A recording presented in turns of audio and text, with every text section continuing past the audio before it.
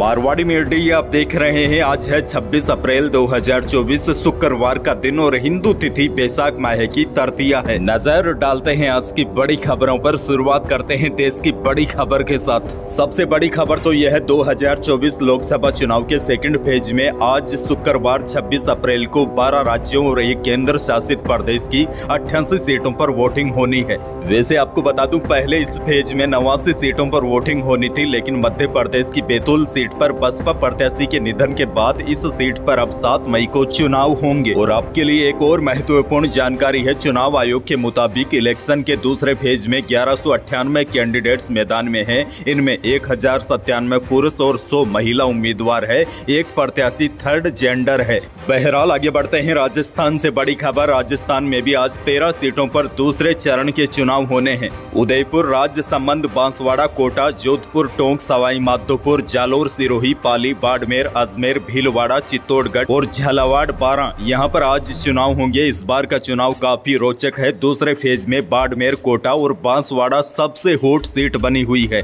जालोर, सिरोही और झालावाड़ 12 में 2 पूर्व सीएम अशोक गहलोत और वसुंधरा राजे अपने बेटों के लिए चुनावी मैदान में डटी हुई थी। इनकी किस्मत भी आज ईवीएम मशीन में कैद हो जाएगी। वहीं जोधपुर भी इस वक्त चुनाव की सरगर्मी से तप रहा है। बीजेपी से जल शक्ति मंत्री गजेंद्र सिंह शेखावत इस बार जोधपुर से जीत की हैट्रिक लगाना चाहते हैं। वहीं कांग्रेस ने उनको रोकने के लिए राजपूत समाज से नए चेहरे करण सिंह उचियारडा को चुनावी मैदान में उतारा है, तो यहाँ पर भी मुकाबला रोचक होगा।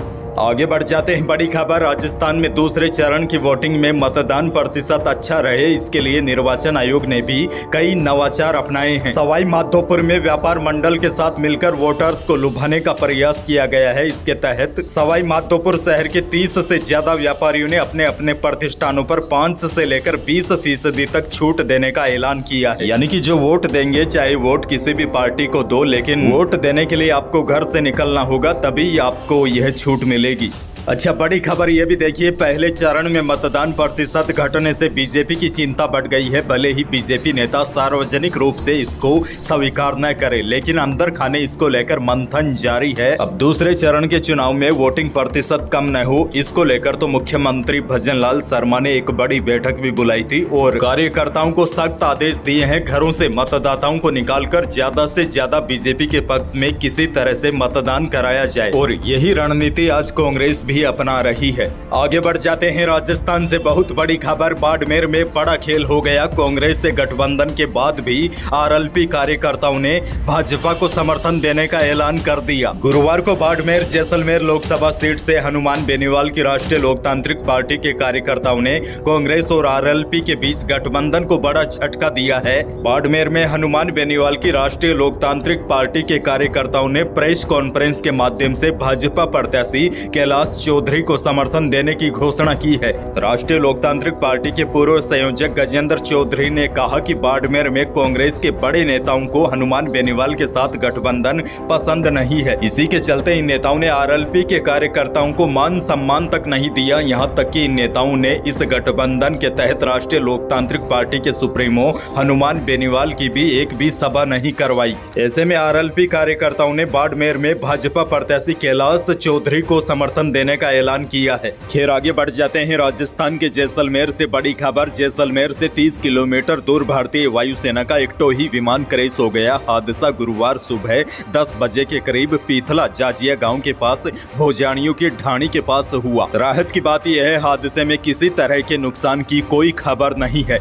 मिली जानकारी के मुताबिक यह यूएवी एयरक्राफ्ट है जो मानव रहित होता है, यानी कि इसमें कोई व्यक्ति नहीं बैठा था। यह बॉर्डर एरिया में लगातार घूमता है और निगरानी करता है। वायुसेना के अधिकारी क्रैश के कारणों की जांच कर रहे हैं। आगे बढ़ते हैं बड़ी खबर। पीएम मोदी ने पेपर लीक मामले को लेकर गहलोत सरकार पर जमकर निशाना साधा। मोदी ने कहा कि राजस्थान में कांग्रेस की सरकार ने ही पेपर लीक किया है। 24 अप्रैल को पूर्व सीएम गहलोत के करीबी ने सार्वजनिक रूप से इसका खुलासा किया, लेकिन अभी तक कांग्रेसियों के मुंह पर ताला लगा हुआ है। पीएम मोदी ने राजस्थान में पेपर लीक और पूर्व सीएम अशोक गहलोत के ओएसडी रहे लोकेश शर्मा के खुलासे का जिक्र करते हुए युवाओं को कांग्रेस से सतर्क रहने की अपील की। आपको बता दूं, पूर्व मुख्यमंत्री अशोक गहलोत के करीबी और ओएसडी रहे लोकेश शर्मा ने बुधवार को अशोक गहलोत पर फोन टेपिंग समेत कई आरोप लगाए थे, जिसके बाद सियासत में उबाल तो आ ही गया है और बीजेपी को बड़ा मुद्दा मिल गया है। आगे बढ़ते हैं। राजस्थान के किसानों के लिए बड़ी खबर। लंबे इंतजार के बाद जीरा और इसबगोल के भाव में तेजी आनी शुरू हो गई है। नागौर की मंडी में जीरा अधिकतम 26,400 रुपए प्रति क्विंटल बिका। वहीं नागौर की मंडी में इसबगोल अधिकतम 13,700 रुपए में बिकी। वहीं बीकानेर की मंडी में देसी चना 6225 रुपए क्विंटल बिका और रूसी चना का भाव 6525 रुपए रहा। और 25 अप्रैल को नोखा की मंडी में भी इसबगोल के भाव 12,200 रुपए से ऊपर रहे और मेड़ता की मंडी में इसबगोल अधिकतम 13,500 रुपए तक बिकी।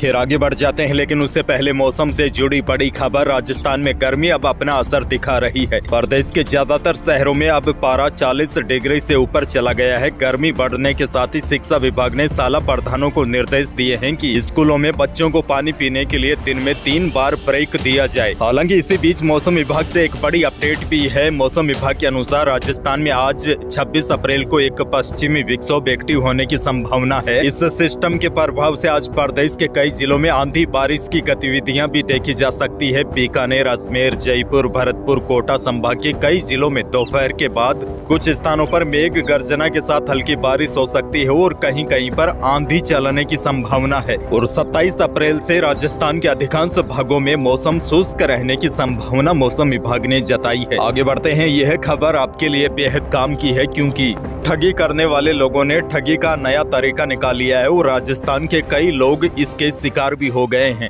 दरअसल यह ठग बदमाश फेक कॉल यानी कि झूठी कॉल कर खुद को दिल्ली, मुंबई व जयपुर पुलिस कमिश्नरेट का अधिकारी बताते हैं या फिर लोगों को कहते हैं कि हम सरकारी ऑफिसर बोल रहे हैं और आपके बेटे बेटियों को स्मैक बेचने और रेप के केस में गिरफ्तार किया है। साथ ही में कॉल पर किसी की रोने की आवाज भी सुनाई देती है, जो बोल रहा होता है मम्मी बचा लो, पापा बचा लो। अब जैसे किसी के बच्चे बाहर पढ़ाई करते हैं या बाहर गए हुए हैं तो माता पिता तो एक बार के लिए घबरा ही जाते हैं। ठगी करने वाले बदमाशों ने ठगी करने का यह नया तरीका निकाला है। बदमाश फोन कर सीधे लोगों को धमका रहे हैं, डरा रहे हैं और जैसे तैसे लोगों को फंसाकर रुपए भी ट्रांसफर कर लेते हैं। बाद में पता चलता है कि हम ठगी के शिकार हो चुके हैं। अकेले जयपुर में 100 से ज्यादा सूचनाएं लोगों ने शहर के विभिन्न थानों में दी है कि वह इस तरह ठगी के शिकार हो गए हैं। आपको याद रखना है, अगर आपके पास भी कोई अधिकारी बनकर कॉल करे तो पूरी जांच पड़ताल करना है। ऐसे ही कोई भी बड़ा अधिकारी फोन नहीं करता। ताजा खबर जयपुर की है। जयपुर में बदमाशों ने खुद को ईडी अधिकारी बताकर बुजुर्ग को ठग लिया। बुजुर्ग ने 2 बार 5 लाख से ज्यादा रुपए ट्रांसफर भी करा दिए। ठगों ने बुजुर्ग के पास फोन करके खुद को ईडी का अधिकारी बताया। कहा आपके आधार कार्ड से फर्जी सिम खरीदी गई है और फर्जी बैंक खाता भी है और कहा गया कि 2 करोड़ रुपए का लेन देन तुम्हारे खाते से किया गया है, इसके चलते तुम्हें गिरफ्तार किया जाएगा। बुजुर्ग घबरा गया और गिरफ्तारी से बचने के लिए 5 लाख रुपए भी ट्रांसफर कर दिए। उसके बाद पता चला कि न तो बुजुर्ग के नाम से कोई फर्जी खाता है और न ही कॉल करने वाले कोई ईडी के अधिकारी थे, वह सब ठग थे। आने वाले समय में हो सकता है आपके पास भी ऐसा कॉल आ जाए, तो आपको घबराना नहीं है, सावधान रहना है और इनके खाते में तो 1 रुपया भी ट्रांसफर नहीं करना है। तो यही थी आज आपके लिए कुछ बड़ी और काम की खबरें। वीडियो को लाइक करना बिल्कुल न भूलिए और चैनल पर नए हैं तो सब्सक्राइब जरूर कीजिए ताकि आप अपडेट रहे बड़ी और काम की खबरों से। धन्यवाद।